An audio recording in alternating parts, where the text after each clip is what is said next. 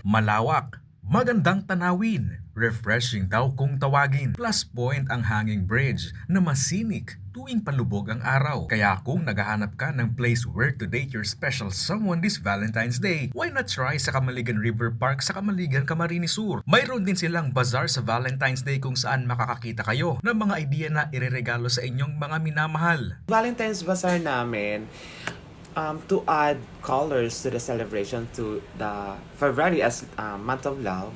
Siyempre yung mga couples na pumupunta po, mga family na pumupunta sa Camaligan River Park, para they have something to buy, to give to their loved ones, to their friends, mga chocolate, flowers, bouquets. Si Olga, 100% sure na daw na pupunta sa Camaligan River Park para i-celebrate ang araw ng mga puso kasama ang kanyang pamilya, anak at asawa. Magayon, maugma kami, ta sa Camaligan, uba na kaming tigdadayong, kumbaga, tourist spot na ano lang, simple pero magayon, ta tigdadayo. Perfect namang magpa-picture sa malaking puso na ito sa entrada ng parke. Mayroon silang mga paganap na libreng magic show, clown for entertainment at magic booths na para sa pamilya, kaibigan at jowa. Bukas ang Camaligan River Park sa lahat na pupunta at dadalo para sa kanilang one-week bazaar kung saan sineselebrate ang araw ng mga puso. Chris Novello, CSN.